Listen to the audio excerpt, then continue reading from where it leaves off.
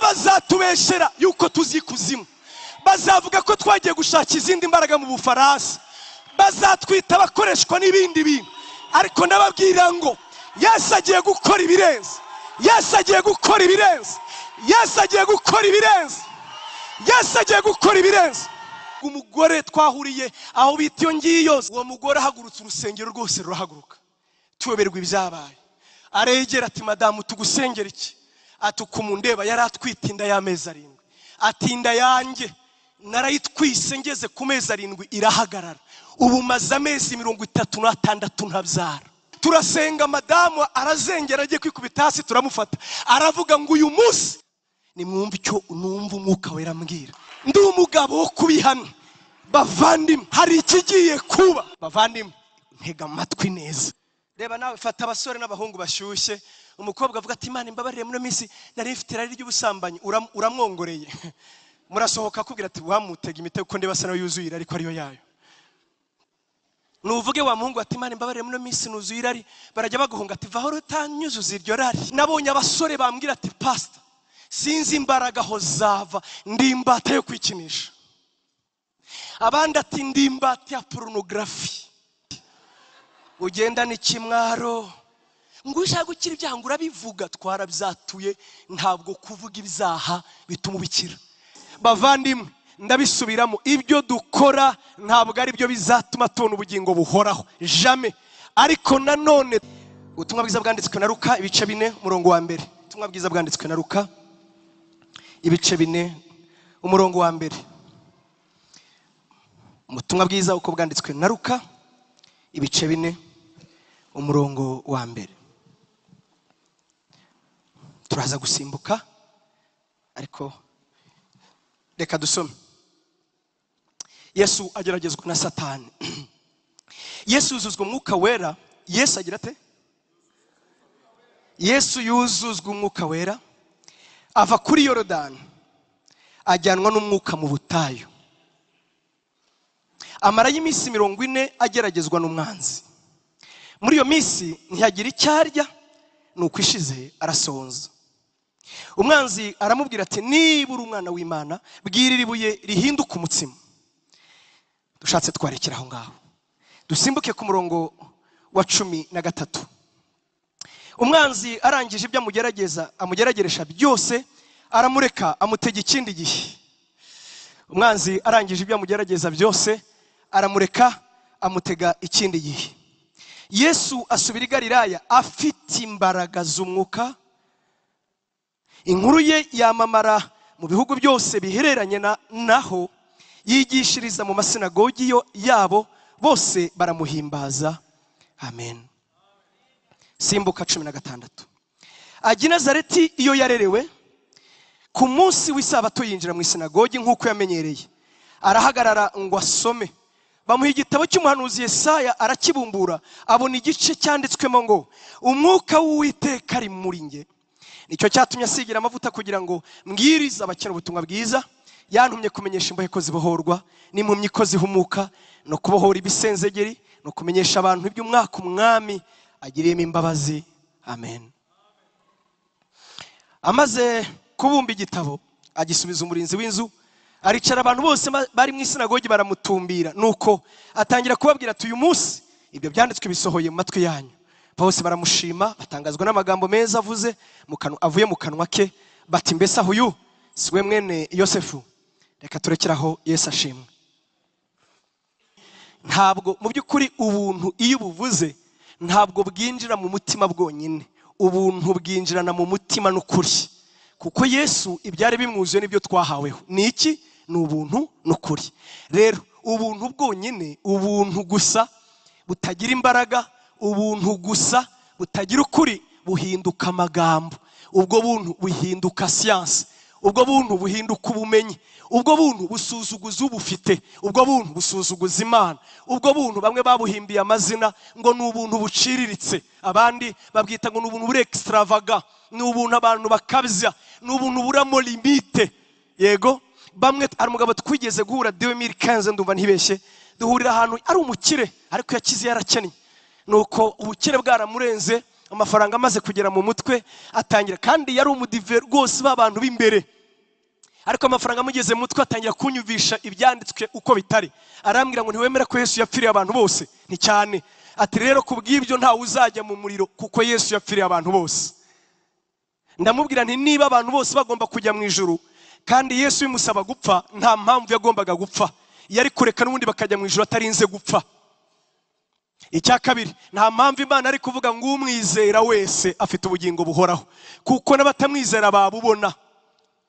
Hari ubutumwa bwinshi hanze rwose bavandimwe, ndabisubiramo, ibyo dukora ntabwo ari byo bizatuma tubona ubugingo buhoraho, jamais.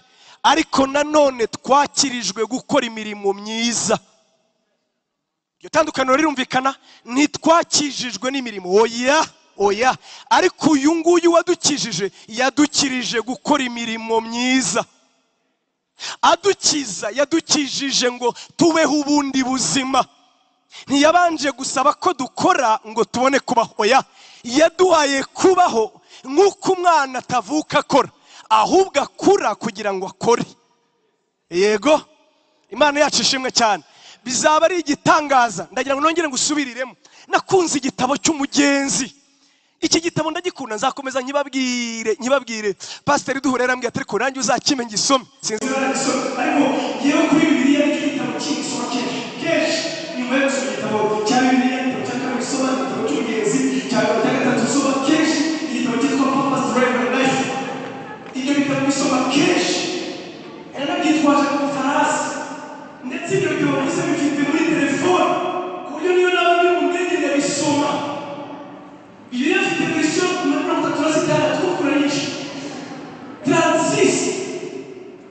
Niba uri ijambo utanyumva muri bya ntagatifu ukanyumva muri Bibiliya dusomera, utanyumva ugashyira muri James, utanyumva ukayishyira mu cy'Ikinyarwanda muri Faransa cyose, ariko niba ukeneye ukabyumva.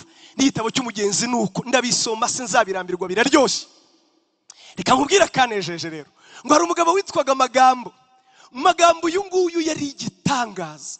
Ngo iyo wazanaga topic ukavuga ngo tugiye kuganira iby'ubuzima buzaza, yarakubwira ngo ntugire ikibazo, mfite ibyanditswe 100 bihamya ibyo tugiye kuvuga. Nawe uratekereza ibyanditswe 100 yafashe mu mutwe bigiye guhamya ibyo uri kuvuga. Ngo mwizerwa mwegereye amubwiye ibyo, aravuga ati ye baba we, yegera mu Kristo ati kuva nabaho tubonye umugenzi uzatugirira umumaro mu rugendo rujya mu ijuru. Undi aramubwira turiya mugabo yabesha abantu inzovu batamuzi, iwabo turaturanye yitwa Magambo. Ati n'ikimenyimenyi abo mu rugo rwe biganyira uburyo bamukorera. Ati abana be baravuga ngo kugira ngo ugire data nk'uyu afazari yapfa.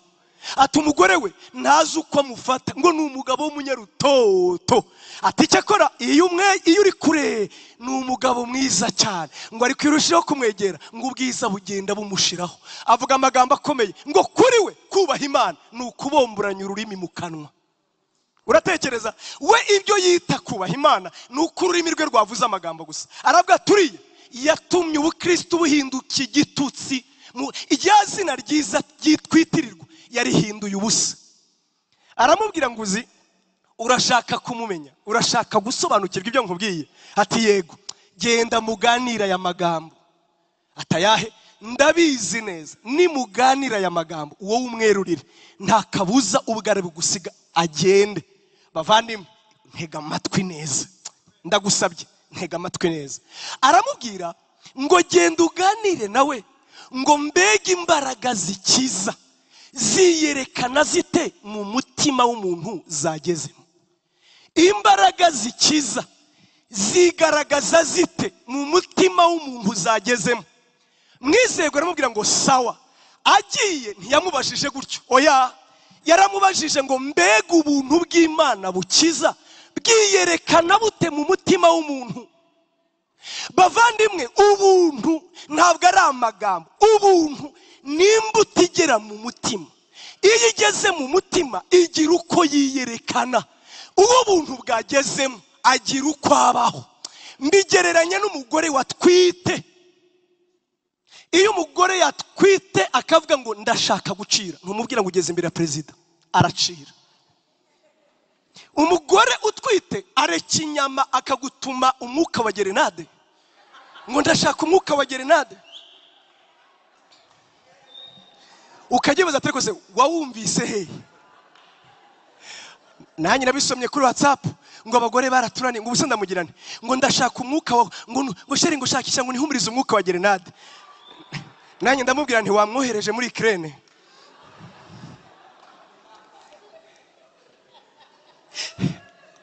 Umugore utwite usanga ari kwivu ku cyondo, arimo arakubita icyondo yihuburiza akajya ari gatakwase kuva wabaho igeze urya ibyondo, ariko nibyo ashaka ngo akavura karaguye ngo bitumutse ngo ndagishaka. Iyo umuntu ubuntu bw'Imana bwageze mu mutima, icyambere ngo bitera umutima we kumva yanze ibyaha. Icyambere bitera umutima we kumva yanze ibyaha.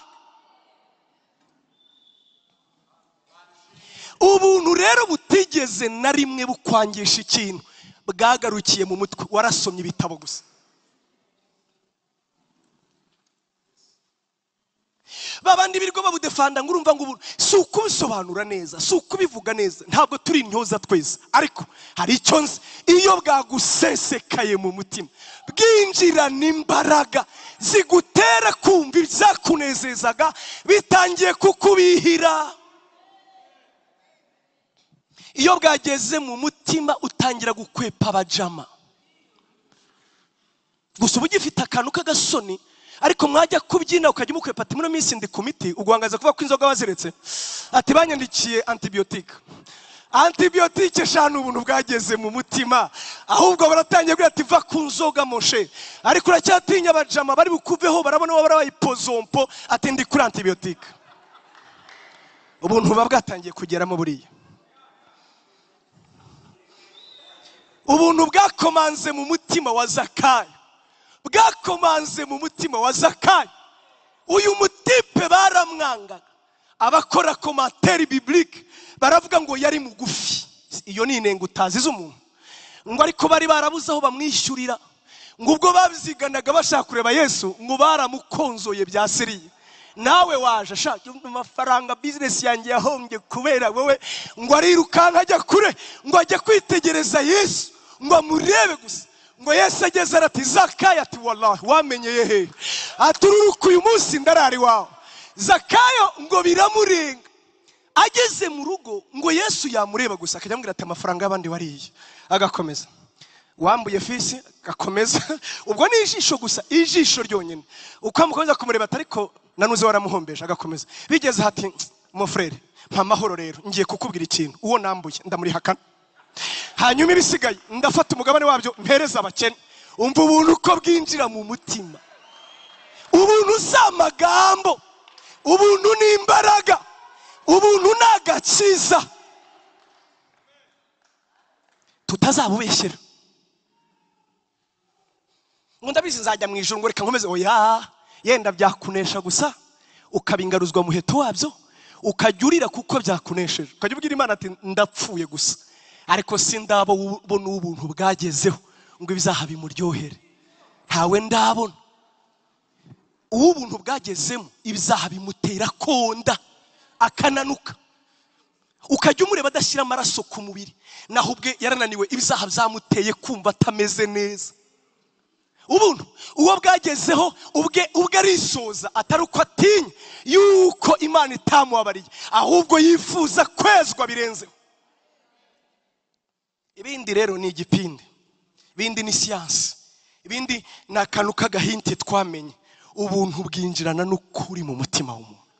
Imana yacu ishimwe, Imana yacu ishimwe, Imana yacu ishimwe. Mu bintu bitatu yamubwiye reka mvuge kimwe, nicyo nashakaga, ibindi reka mbyihorere. Icyo gitabo uzagisome, kigura amafaranga make, nkugirira muzajye kuri Google uzakibona ku busa, uzasoma icyo gitabo. Nagisomye inshuro 5 nta kintu numva, ku inshuro ya 6 amaso yanjye arahumuka, numva ubuzima bw'umukristo burampishukiye muri icyo gitabo. nezezwa n'Imana. Nkunda introduction bakora ngo uyu mugabo wacyanditse John Bunyane mu 1628 ngo yacyanditse ngo abantu nta n'umwe ushobora gusoma icyo gitabo, ngo ariko umuntu wakoze umwuga wo gucura ngo yakwandika igitabo, ngo ariko buke buke ngo gikwirakwira mu ngo z'abakomeye, ngo maze ubu ngubu cyahinduwe mu ndimi zirenga 120, ngo abantu batangazwa n'uburyo umwuka wera ajya hishurira abantu binjije akabahishurira ibitangaza. Nawe nusoma uzanezerwa.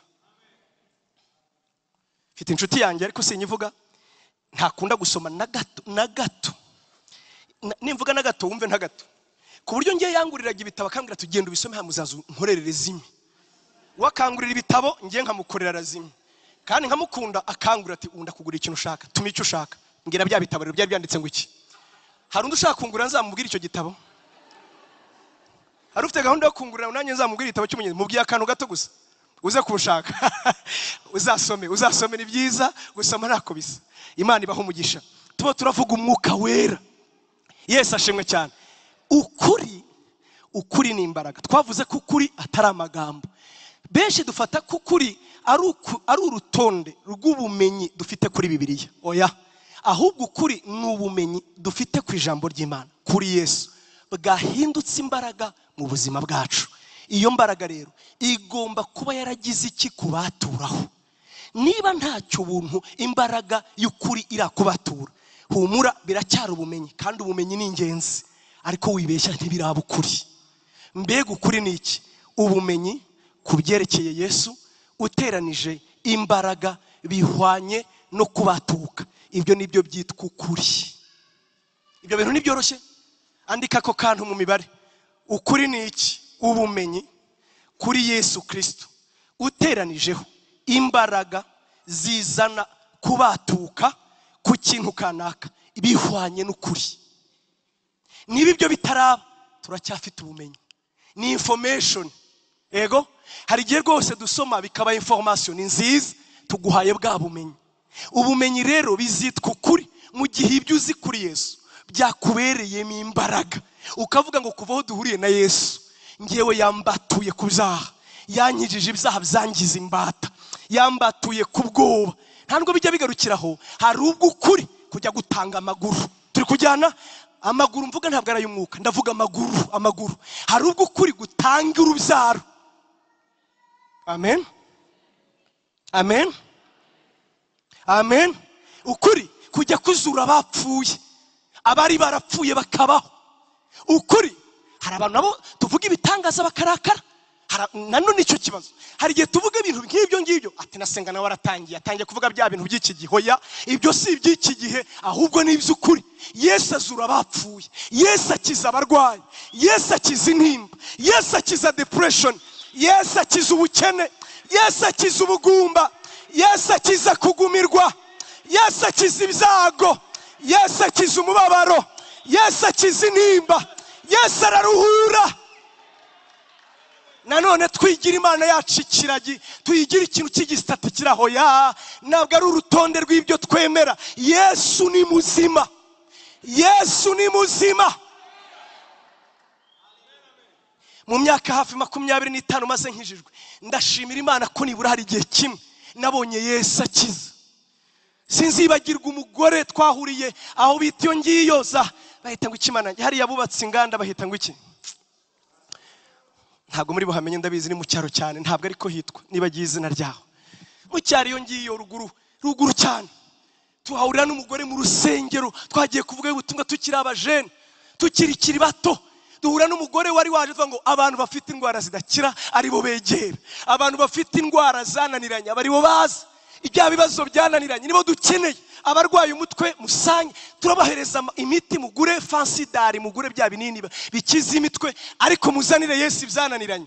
Ndabizibuka neza nk'ibyabaye ejo. Korari yari yatwakiriye iraduseka ngabare batutwana tuduhungu. Haza umugore umwe, uwo mugore ahagurutse urusengero rwose rurahaguruka, tuyoberwa ibyabaye. Aregera ati madamu tugusengera iki? Ati kumundeba yari atwite inda y'amezi 7. Ati inda yanjye narayitwise ngeze ku mezi 7 irahagarara, ubu maze amezi 36 ntabyara. Urusengero rwose ruraseka, uravuga tereka tubarebe, barahagaze ngo baturebe. Turasenga, ndabyibuka ne kumwe n'umuvandimwe wiri, turasenga, madamu arazengera agiye kwikubita hasi, turamufata, aravuga ngo uyu munsi indirose, urusengero rwose ruraseka rwose, hatavuyemo n'umwe tuzaba tureba. Nyuma y'amezi 3 arabyara, adusanga aho twari turi, aratubwira ngo uyu mwana ngiye kumwitaho. Reba, bisobanurwa ko ku musozi w'Imana yampereye iki? Amasezerano n'imbaraga. Ndabyibuka turi Nyarubuye, Renata simbesha, uri umugabo, Imana yakoze ibitangaza byinshi kubera ko Yesu arakiza, Yesu arakora, Yesu ni muzima, Yesu araruhura, Yesu aratabara, Yesu arazura, akiza intimba, agahinda karagwa. Ibyiringiro biraboneka. Byo tuvuga si amagambo. Ubu hari abari burakare ngo ntabwo avuze ubutumwa bwiza. Ubwo ni bubi. Tuvuge gusa siyanse, no. Yesu ni muzima. Ndifuza kugera aho Paulo yageze, kandi nzagerayo kandi njya mbabwira ibintu mukagira ngo ndakina mwebwe. Narinze ngi Burayi mbabwira ngo ndumva ibintu mbabwira, nzagenda mukagira ngo ndakina. Buri yo mugira ngo iyo mwemereye nababwiraga tukiri mu gishanga, nari kubona naragiye kazi kanyu. Nubu muntega amatwi rero neza, muntega amatwi muzabimbaze. Kameme maze gukura, uko mundeba maze gukura kameme, sinajya hano ngo nihandagaze. Ndagira ngo mbabwire ngo tugiye kwimuka, tuve mu bintu bisanzwe. Ndabararitse ahari uyu mwaka cyangwa utaha, ndababwiza ukuri, ntabwo aya mavuta ariyo muzongera kubona. Tugiye kwinjira mu zindi mbaraga. I know, ndabizi neza, mu mwuka ndabyumva, mu mwuka wanjye ndabyumva.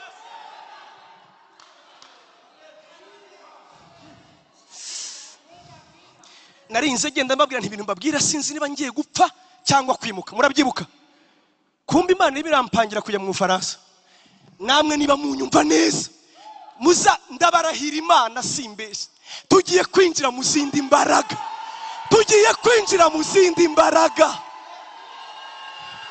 Bamwe bazatubeshera yuko tuzikuzimu, bazavuga ko twagiye gushaka izindi mbaraga mu Bufaransa, bazatwita abakoreshwa n'ibindi bintu. Ariko ndababwira ngo Yesu agiye gukora ibirenze.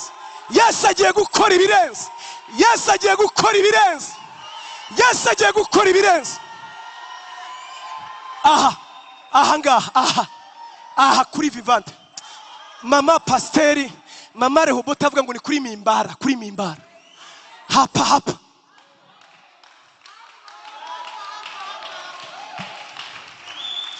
mbiyama ikintu kimwe, munisikiye vizuri, mutazavuga ko sigaye nirata. Ndabiyama ngiyewe nasuhuje abantu bose bigishoboka. Icyo gihe ningenda bakajya banyuza hano nkagenda ati asigaye adukoraho se. Ndabiyama.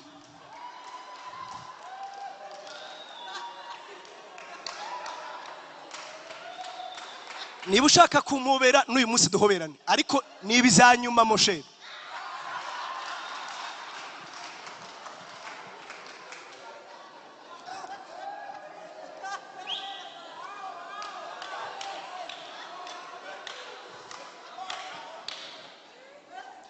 Nzi uko umwuka wera avuga, ndabizi ko Imana ivuga, abo tubana barabizi. Nimwumva icyo numva umwuka wera ambwira, tugiye kwimuka.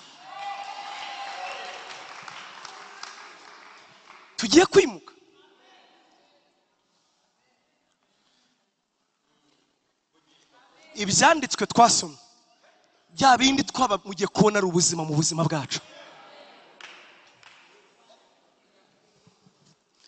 Abanzi kera bakunda kuvuga bakabwira abantu ati senga muramuzi, ati senga yari umuhanuzi. Mugiye kongera kubona ubuhanuza, apana kwigirisha, apana bya bindi ngo urabona hari igihe umuntu yikanga akavuga umwuka ataravuga.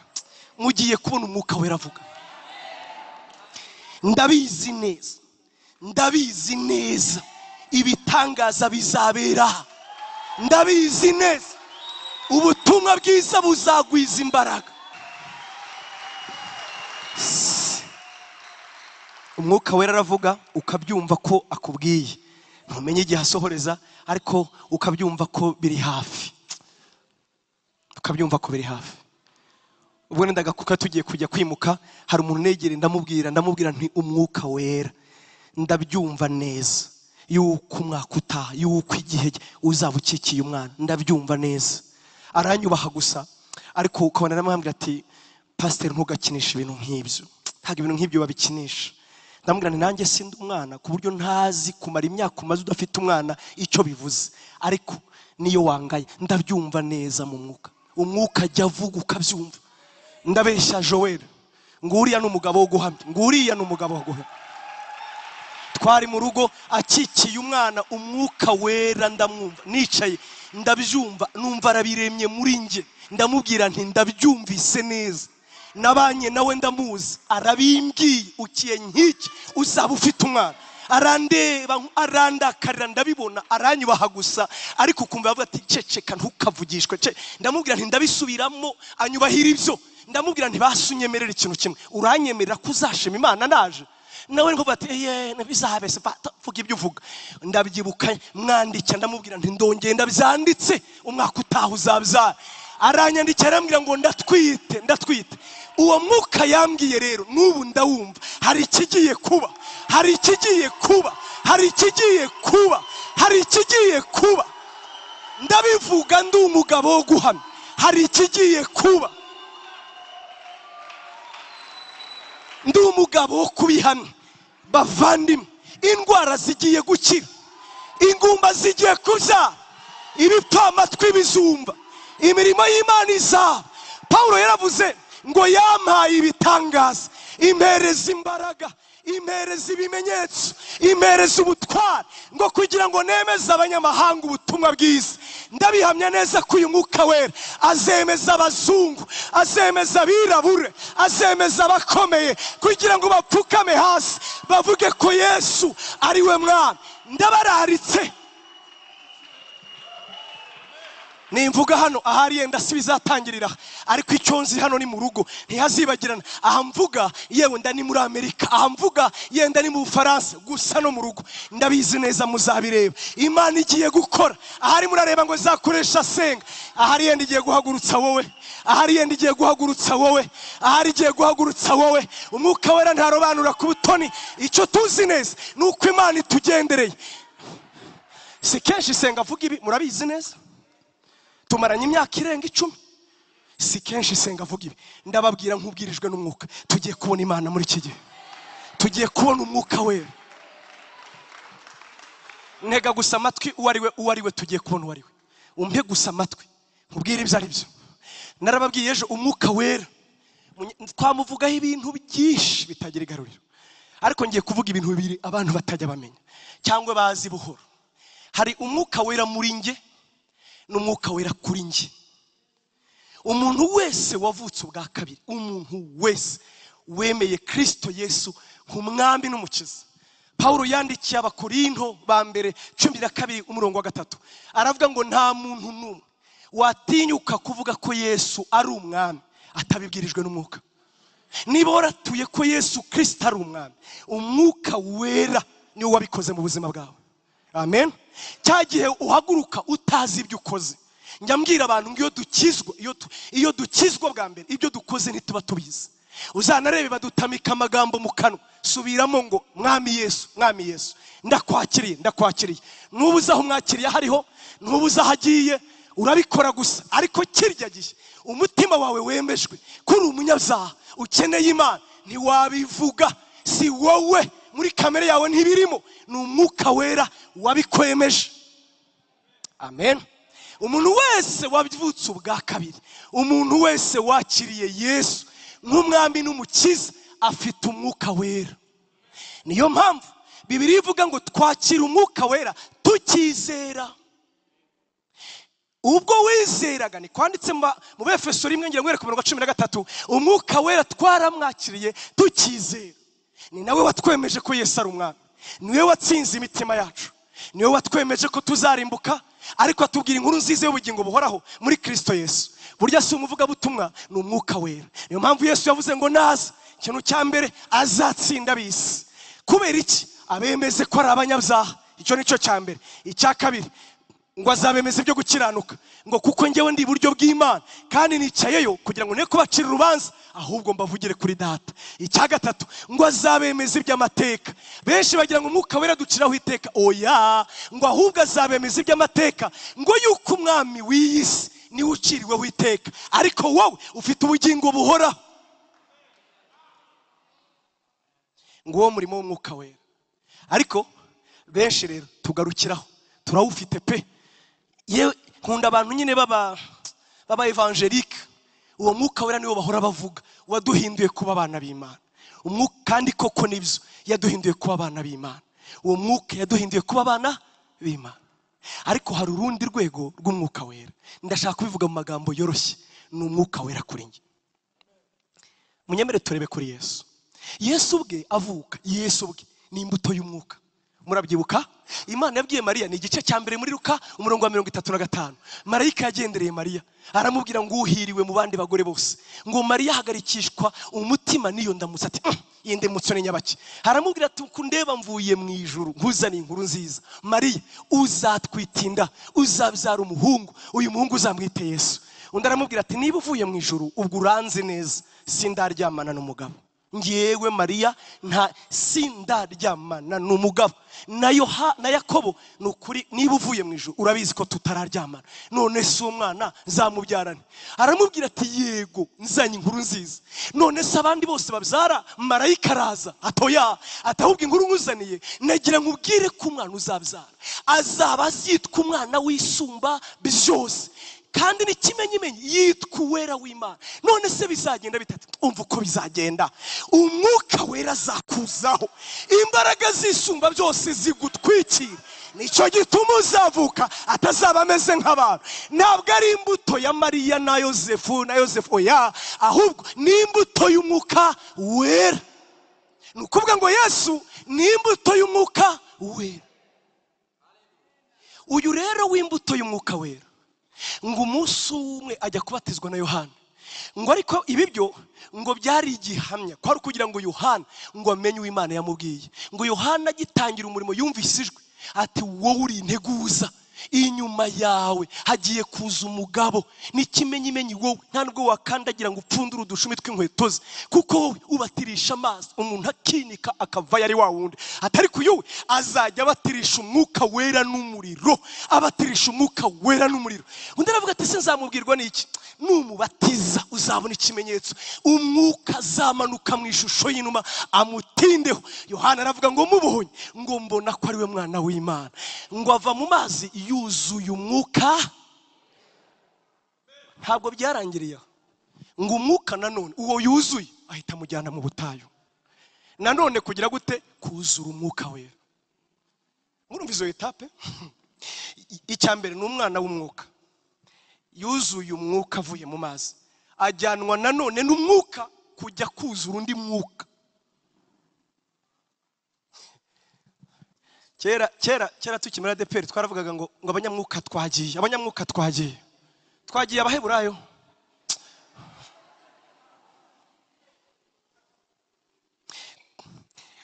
Nibyo hariho dimension ya mbere wagize neza gukizwa. Nagira nkumenyeshe hari urundi rwego ukwiye kwinjira rwo kwera imbuto z'umwuka zikakubamo, ingeso ziza zikagaragara, Imana ikaboneka muri wowe. Ariko ntibirangiriraho, hari urundi rwego rwa gatatu aho imbaraga z'umwuka wera zigaragarira muri wowe, abantu bakabona Imana yawe.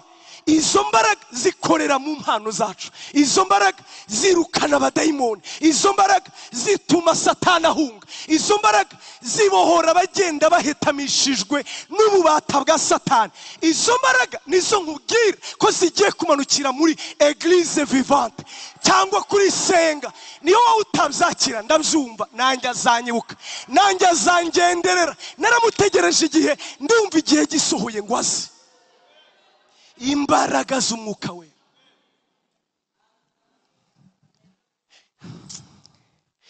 Uwitwa Paulo mu bice 7 mu Baroma, yanditse igice cyiza Abaroma ibice 7 umurongo wa 14 umutwe w'amagambo uravuga ngo intambara y'umutima uhana n'umutima wa kamere. Yego, intambara y'umutima uhana na kamere. Atangira avuga ati muri njyewe ndi umuntu ushaka kuba imbata y'amategeko y'Imana, atariko nanone simbishobora kuko icyiza ashaka gukora si cyo nkora, hanyuma ikibi ntashaka aba ari cyo nkora. None koko ubwo murumva ndabibona mu mutima wanjye ndi imbata y'amategeko y'Imana, ariko muri kamere ndi imbata y'icyaha. Akomeza kuvuga atyo ayo maganyaganya, arangije akomindura ati none ninde wankiza uyu mubiri upfa, ninde wankiza uyu mubiri ukora icyaha? Asoza avuga ati icyakora Imana ishimwe mu 25 kuko izajya inkiza ku bwa Yesu. Ibice 8 rero niho rurangiza iki gice. Ku bakunda Bibiliya bagisoma kenshi, ku bantu baryoherwa na Bibiliya uragisoma gusa kongera ukagisoma kubera ko ni butamu. Iki gice kiraryoshye ukuntu gitangira ngo nuko rero abari muri Kristo Yesu nateka bajakirwa. Ntabwo ari iyo impamvu iri hasi, kuko itegeko ry'umwuka w'ubugingo ritubatura ku itegeko ry'ibyaha n'urupfu. Kakunda umurongo wa 4 uravuga ngo kuko ibizamategeko yananiwe kubera intege nke za kamere yanjye, Imana irabisohoza kubw'umwuka wayo.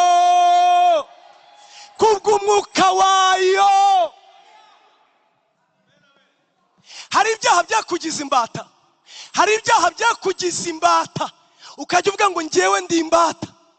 Nabonye abasore bambwira ati pastor, sinzi imbaraga aho zava, ndi imbata yo kwikinisha.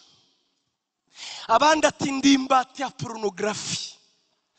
Buri wese agenda agira icyamubazi, ariko icyo ushaka kubwira Paulo yasanze imbaraga ahantu hamwe, kuko itegeko.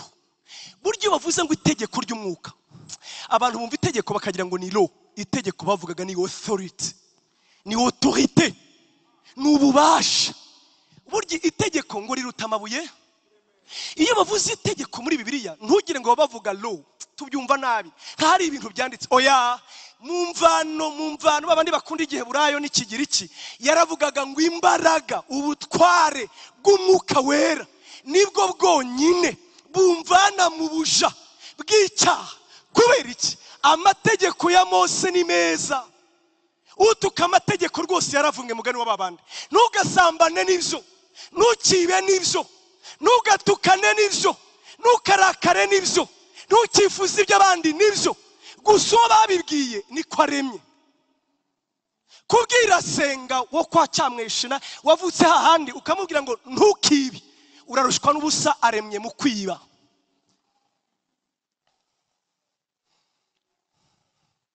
Kubwira wowe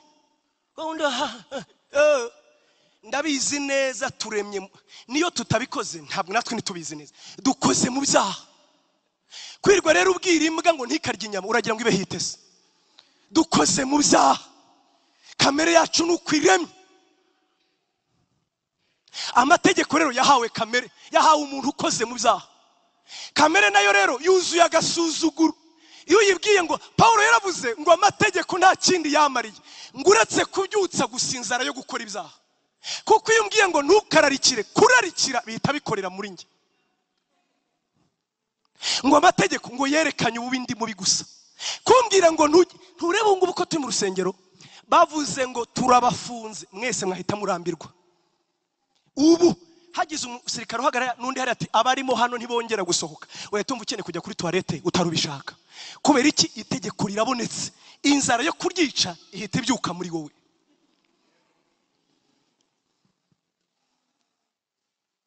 Ubundi amategeko yabereyeho iki? Kwerekana ububi bwacu. Paulo yaravuze rero ngo ibyo amategeko yananiwe, ibyo ntukibe byananiriwe. Kubera iki? Kuko kamere yanjye yigize karaha kajya ikavuga ngo nziba nubwo byabuzanyijwe. Hari umugabo muri Bibiliya abantu batazibajyana muri Bibiliya, n'umugabo witwa n'umugore n'umugabo witwa Kozibu na Zimuri. Aba bantu bari igitangaza. Ubundi gusambana byari icyaha, yego, gusambana na mwene wanyu byari icyaha. Uwitwa Kozibi ngo agenda azana umunyamahanga witwa Zimuri, ngo amuzana imbere y'ihema ry'ibonaniro. ngo abariho ajya gusambanira n'uwo mugore. Ibaze nawe, uburakari bw'Imana ntibwaheraho ngo buheraho ingando zirangirira. Namwe mutekereze, hari abantu barakara, sinzi mujya akarakara kamena televiziyo, kamena ibirahuri, kandi ubwo yarakariye umwana. N'Imana nuko byagenze, ngo yajyanye Zimuri kumusambanyiriza imbere y'aho Imana iri, ntiyamwiciraho. Oya, ngo uburakari bw'Uwiteka buhera aho ingando irangirira. Kuba atabizi, ngo igenda yica. Mose aravuga ati turashira. Uyu mugabo uragira ngo yarahebeye ko basambanye bicwa, ariko kamere yaramubwiye ngo genda wiyahure. Amategeko yarayazi, abishwe n'amabuye yarababonye, ariko kamere ituma twibira imbere y'umucamanza. Kamere nimba ivuga murarakara, ituma umucamanza uca amategeko akora ibyo abuzanya. Kamere n'Imana irabizi neza, iyi nyago nta kindi kishoboye uretse gusa itegeko ry'Umwuka Wera riza rigatsikamira, riza rikarimbura, riza rigashyira mu buja kamere. Maze iby'amategeko yananiwe, kubera kamere yanjye yigaragambya ihora yigira ishyano, maze Umwuka Wera akayikandagira akayishyira mu buja. Niyo mpamvu Pawulo yavuze ngo mwicishe kamere ingeso z'Umwuka Wera. Umwuka Wera niwe ufite imbaraga gusa yo kwica ibyo byakunaniye, naho ubundi wowe ntiwabishobora. Ntubone ngananya ntinze mu kirokore, tekinike zose twarazikoze. Ngo ibyo ushaka kubireka ngo urabyatura, twarabivuze tugasubirayo. Twarabivuze. Bamwe buzuye ibikomere kubera ahubwo ibyo bivugiye ubwabo, kubera ibyo bivugiye. Kandi tugira abantu bazi kubesha abandi ngo bivuge, kandi ibyo ntiyabivuga. Abo ibyabo ntibabivuga. Hibera amatiku gusa hariya n'ibikomere. Reba nawe, fata abasore n'abahungu bashyushye, umukobwa avuga ati Imana imbabarire muri minsi nari mfite irari ry'ubusambanyi, uramwongoreye. Murasohoka akubwira ati wamutega imitego ko ndeba asa nayo yuzuye ariko ariyo yayo. Nuvuge wa muhungu ati Imana imbabarire muri minsi nuzuye irari, barajya baguhunga ati vaho rutanyuzuza iryo rari, ugenda n'ikimwaro. Ngo ushaka gukira ibyaha ngo urabivuga. Twarabyatuye. Ntabwo kuvuga ibyaha bituma ubikira. Hari imbaraga imwe yonyine yitwa Umwuka Wera. Bibiliya niko Pawulo yavuze ngo kuko ibiz'amategeko yananiwe kubera intege nke za kamere yanjye. Mu bundi buryo, kubera uburyo kamere yanjye yigize ishyano, Umwuka Wera niwe ubisohoza wenyine, niwe ushobora kuyicuza, niwe uyishyira chini ya ulinzi, niwe uyishyira imbata ukagenda uri umudendezo. Niyo mpamvu nkubwira ngo ukeneye Umwuka Wera.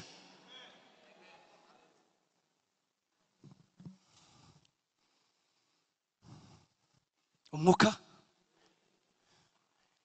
Yesu yabanye n'abigishwa be, abana nabo agerageza kubabwira uwo ari we. Nakunze uko Andrew Womack yaravuze ngo iteka ryose igihe yabanye nayo, ngo hari ijambo ryagarukaga, hardness of heart, ngo imitima yabo ngo yari ikimeze nk'ibuye, kugeza igihe azukiye. Noneho batangira kwizera. Ngo burya azuka akababwira ngo nimwakire Umwuka Wera. Ngo Umwuka yarabahaye ngo wari uwo kuvuka ubwa kabiri, kwari kugira ngo nabo bavuka ubwa kabiri, bahinduka abana b'Imana, bahinduka batsindishirizwa no gupfa no kuzuka kwe. Amaze kubagira cyo arababwira ati rero dore muzimaze kuba banjye, nimugende mutegereze noneho iki? Umwuka. Uzo yavugaga hari umwuka muri nge umpindura kuba umwana w'Imana, hari n'umwuka umanuka noneho kuri nge. Niyo mpamvu Petero yavuze ati umwuka amanutse ngo buri wese yagize ururimi hejuru ye. Murabizi, umwe wese hejuru ngo bibe ikimenyetso cy'ururimi bavugaga, no buri wese yuko yamumanukiye. Uyu mwuka amaze kumanuka, imbaraga zarabaye, ibitangaza byarabaye. Imana yacu ishimwe cyane. Imana yacu ishimwe cyane. Uyu mwuka reka nkubwire ikintu gikomeye gikuru adukorera. Aduha imbaraga zo guhamya Yesu, aduha imbaraga zo kwerekana Yesu. Apana mu magambo mu buzima, mu gushira amanga, mu mibereho, umuntu yakureba akabona wowe na Yesu. Ntabwo kiri wa wundi, ntukiri umunyabwoba, ntukiyoborwa na kamere, ntugitegekwa n'imbaraga z'umubiri, ugendera mu butware no mu bushobozi bw'Imana. Reka mbabwire, burya twebwe twabazweho gukiranuka kw'Imana, ariko Umwuka Wera yaje tugendera mu gukiranuka kw'Imana. Ntabwo mubyumvise. Hari igihe umuntu abarwaho ibintu, yego, ubu umwana wawe abazweho miliyoni zawe. Hari abantu bandika abana iyi nzu ukayimwandikaho, amafaranga ukayamushyiraho, ariko ndagira ngo umenyeshe mu gihe atarakura aya mafaranga ntacyo azamumarira, kugeza igihe azaca akenge, noneho akabaho mu buzima bw'ibyose yamuruhiye. Wabazweho gukiranuka, wabazweho kwera, wabazweho ubumana, ariko Imana ikeneye kukugeza aho ugendera mu bumana, aho ukorera mu bumana, aho uvugira mu bumana, mu mbaraga z'ubumana, mu kwera k'ubumana, mu mirimo y'ubumana. Ndagira mbikubwire mukobwa uraha unyotewe Umwuka Wera, humura, igihe kirageze ngo Imana itumanurire imbaraga. Igihe kirageze ngo izi mbaraga zibazeho.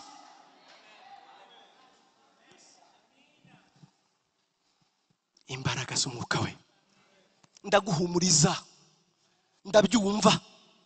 Niba wemeranya nanjye, hari abantu rero bakunda kuvuga ngo bakunda ubuntu ku buryo bibwira ko ubuntu buduhindura inabutsi, ubuntu buduhindura abantu barido, mbega bari aho ngaho gusa.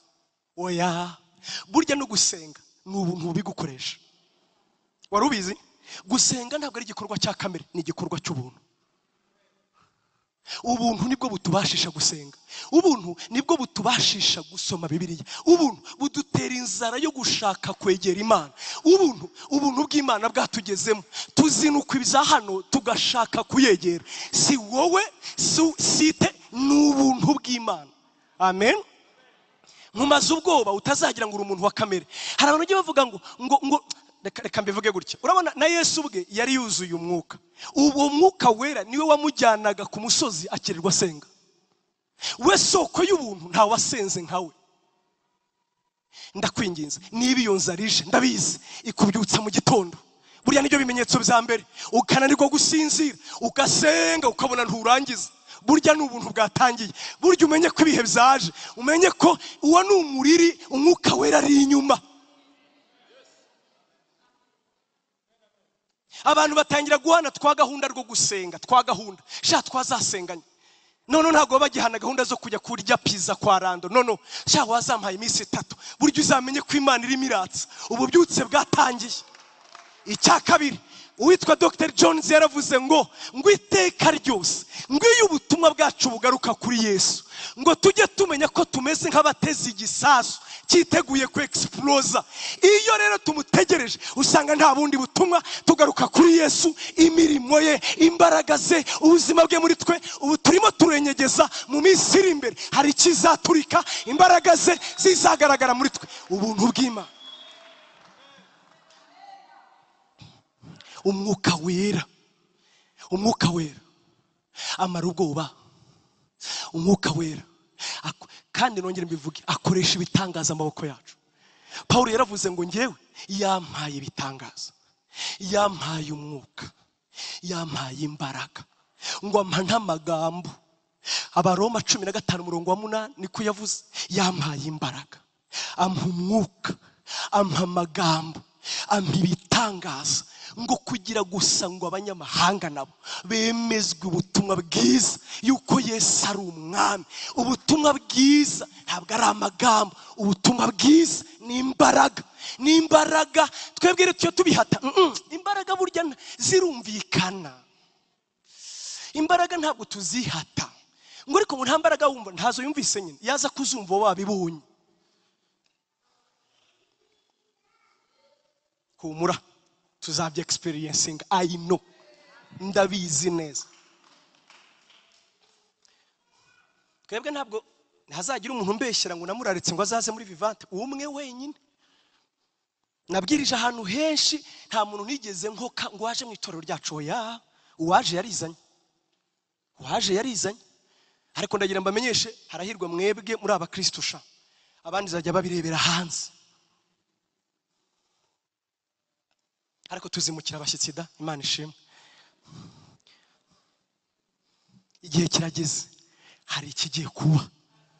Iyo nsenga kenshi ndavuga ngo iri zina Eglise Vivante niriduhame, itorero ry'ubuzima, itorero ry'ubuzima, itorero ry'ubuzima. Mu gihe tutazavuga Yesu, mujye mumenya ko tubutakaza. Mu gihe tutazavuga umuntu w'imbere, mujye mumenya ko tubutakaza. Amafaranga akurikira umwuka wera.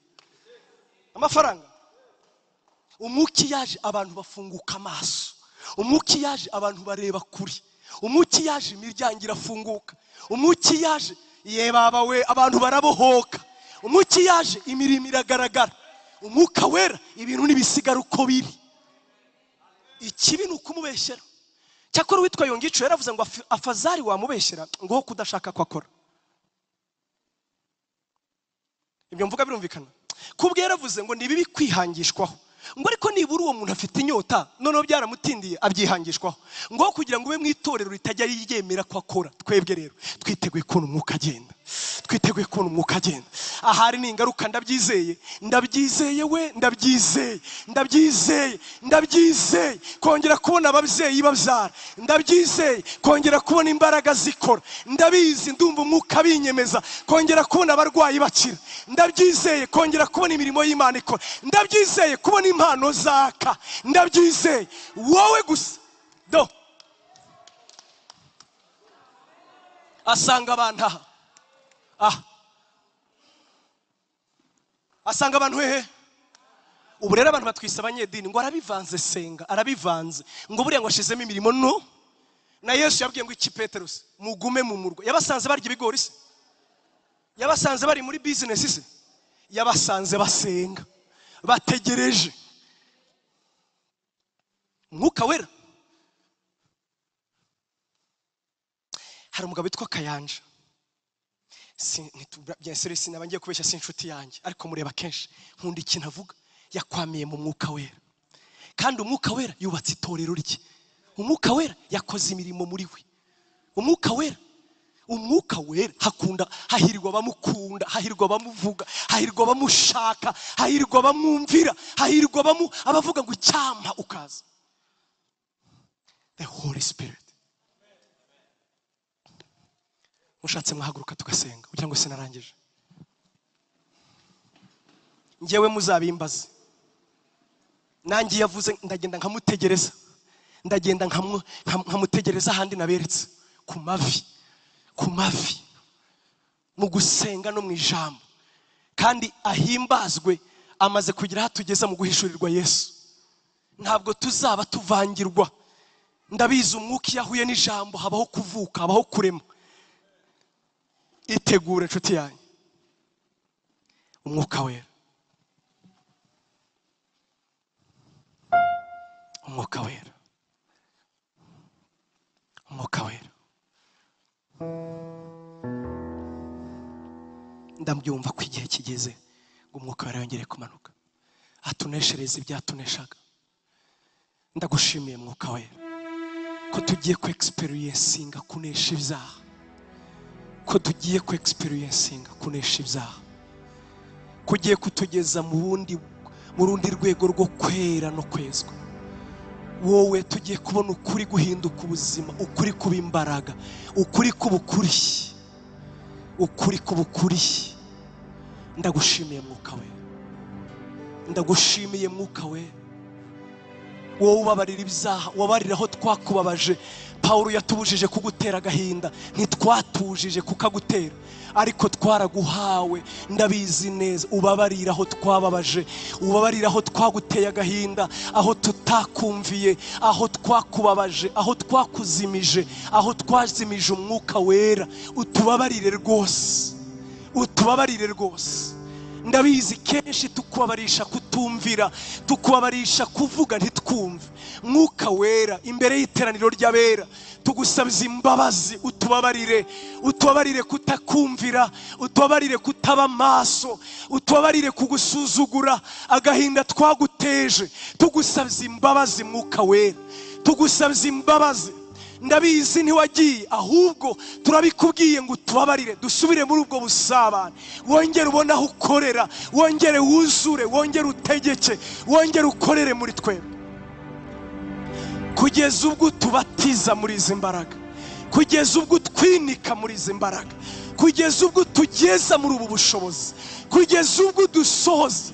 Turumva dufitiye umwenda abagenda barwaye izidakira, dufitiye umwenda barwaye kansa, dufitiye umwenda barwaye indwara zidakira, dufitiye umwenda benda kugenda bakenyutse, kuko umuti ni wowe ufite kandi ukeneye gukorera muri twebwe.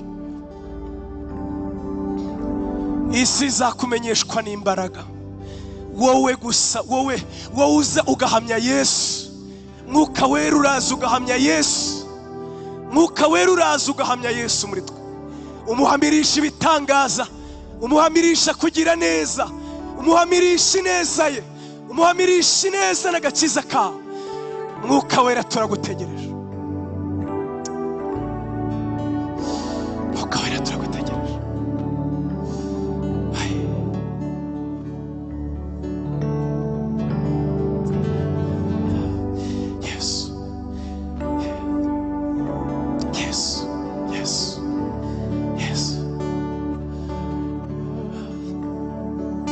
Urakoze Mwuka Wera, ndagushimiye ibihe ugiye gutanga muri iri torero. Reka ngusabura muri biganza byawe aho uri gusa.